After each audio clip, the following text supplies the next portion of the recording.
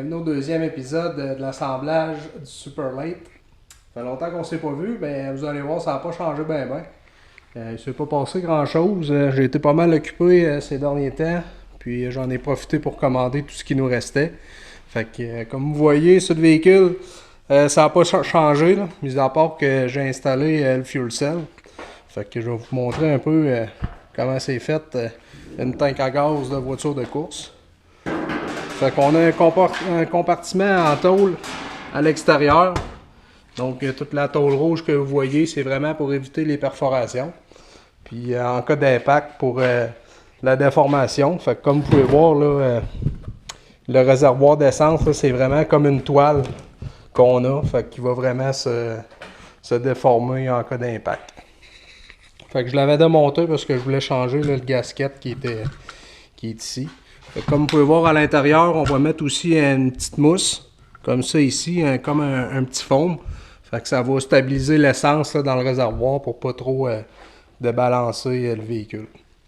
Fait que c'est à ça que ça ressemble à une tank à gaz de voiture de course.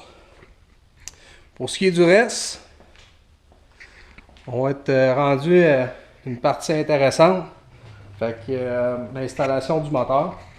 En fait, j'ai déjà installé le moteur dans le véhicule avec la transmission. Dans le fond, c'était juste pour savoir la hauteur, parce qu'on a une hauteur à respecter dans le châssis, puis aussi une position avant-arrière, gauche-droite, pour ce qui est du moteur. Fait que comme je ne l'avais jamais mis dans ce châssis-là, je l'ai installé pour voir les hauteurs des supports à moteur, les ajustements qu'on devait avoir. Fait que les braquettes que j'avais, c'était pas l'idéal, fait qu'on en a recommandé d'autres. Il a fallu aussi rallonger la braquette pour le shifter sur la transmission. Fait que maintenant là, que tout ça est fait, je vais être prêt à remettre ça dans le véhicule. Fait que le moteur qu'on a ici, c'est un moteur qui provient de chez GM Performance. Donc c'est un Chevrolet Small Block 350 pouces cubes. Donc c'est des moteurs qui arrivent préparés de chez Chevrolet Performance. Qui est réglementé par la série. Donc, pour que tout le monde ait sensiblement la même motorisation. Donc, les moteurs arrivent de chez GM. On envoie ça chez un motoriste pour aller chercher vraiment le maximum des performances. En fait, on n'a pas le droit de changer aucune composante. Le moteur, il faut qu'il reste stock. On peut changer la panne d'huile pour avoir un meilleur dégagement. Mais c'est pas mal tout. Là. Le reste, on peut mettre des cils de valve un petit peu plus résistants.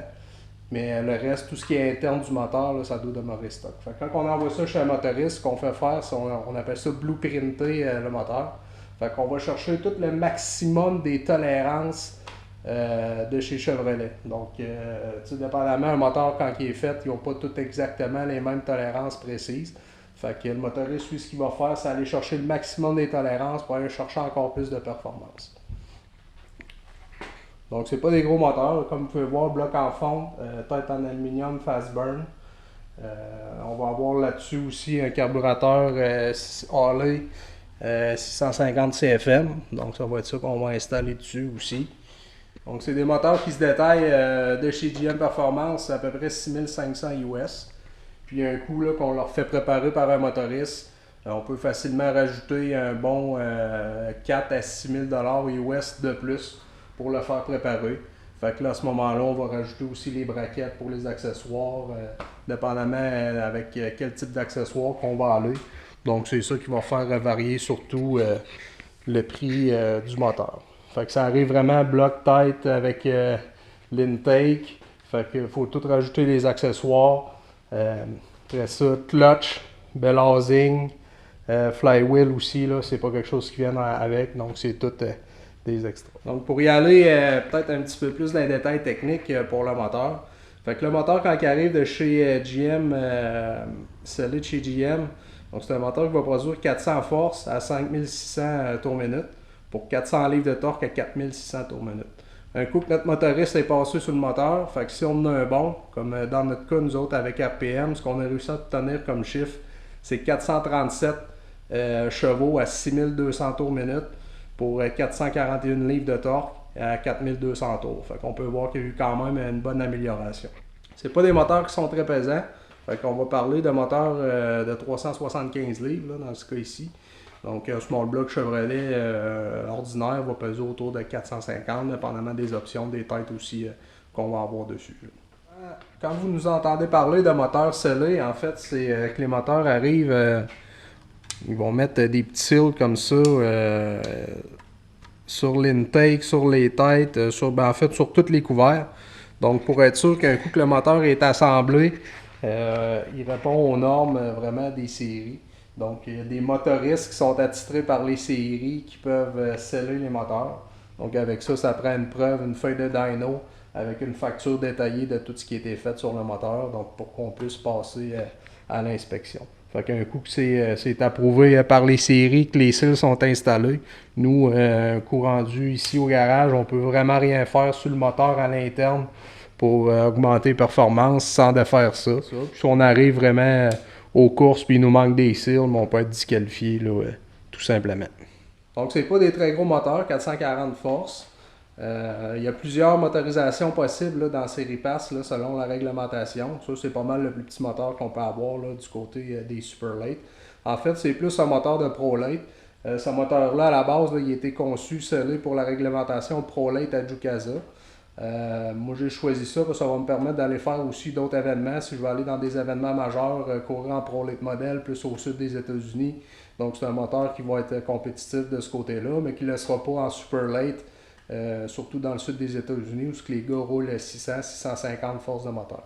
Par contre, pour ce qui est de la série Pass, la réglementation est un peu différente des grosses séries dans le sud. Fait que les options de moteur sont différentes. On peut avoir des plus petits moteurs.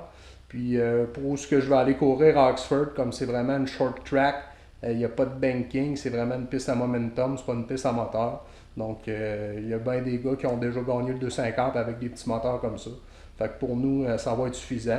Puis ça nous donne une option aussi pour aller courir si on va aller visiter d'autres pistes, d'autres circuits majeurs aux États-Unis avec la réglementation Pro Late. Fait que c'est pour ça qu'on a choisi ce beau petit moteur-là. Donc le moteur va être prêt à être assemblé avec la transmission qu'on a ici. On peut voir que j'ai oublié de reploguer des fils à bougie. On va les reploguer pour ne pas les oublier, pas s'enfarger dedans, mais qu'on descende le moteur.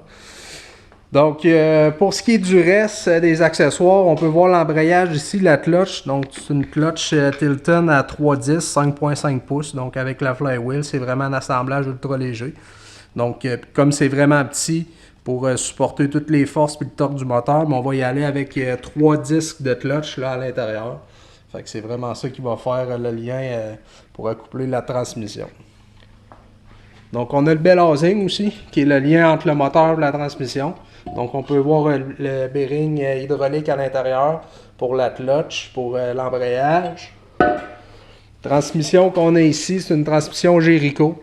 Donc c'est une transmission à 3 vitesses avec un reculon, boîtier en aluminium. Donc avec les composantes à l'intérieur qui sont vraiment toutes polies, des composantes ultra légères à basse friction. Donc c'est vraiment pas difficile à faire tourner. Ce que ça va donner aussi comme avantage, c'est qu'on va avoir le moins de perte de puissance du moteur aller jusqu'au bout. Donc ça ressemble à ça du côté de la motorisation du véhicule. Fait que je vais être prêt à installer ça, assembler ça. On va mettre ça dans le trou. Donc après ça, je vais pouvoir ajuster mes braquettes pour mon shifter. J'ai eu mon siège Kirky aussi qui est ici dans la boîte qu'on va pouvoir installer pour finir le cockpit. Fait que je vais être capable de tout ajuster mes instruments, ajuster mon bras de vitesse aussi. Fait que le moteur va être installé. Ensuite de ça, il va nous rester à passer les lignes à gaz, installer les tôles à l'intérieur pour pouvoir faire le filage. Puis on va être déjà rendu à mettre ça en marche, cette petite bête-là. Donc ça ressemble à ça pour le deuxième épisode. Fait que à ce temps que j'ai pas mal d'ouvrages, on devrait se revoir plus rapidement. Fait que je vais essayer de mettre du temps là-dessus. Ça va avancer vite. On a pas mal tout ce qu'il me faut pour finir le véhicule. Il va juste manquer le set de choc. Fait que je vais vous laisser en terminant avec quelques petites séances vidéo là, qu'on a pris sur le dyno quand on est allé tester le moteur chez Mac Rod Shop. Fait que ça, un dyno, un dynamomètre, en fait, on se sert de ça vraiment pour calibrer le moteur, essayer d'aller chercher le maximum des performances. Donc on a fait une vingtaine de runs, là-dedans on a essayé différents mélanges d'essence, différents spacers de carburateur. On a joué avec le timing un peu pour vraiment aller chercher le maximum du moteur. Donc, si vous avez aimé cet épisode-là qui était peut-être un petit peu plus technique, là, il n'y a pas eu beaucoup d'avancement sur le véhicule, mais si vous avez aimé ça, ben, n'hésitez pas à liker et à partager. Si vous avez des questions aussi, gênez-vous pas comme d'habitude, là, ça me fait toujours plaisir de vous répondre. Puis on devrait se revoir bientôt. Salut tout le monde!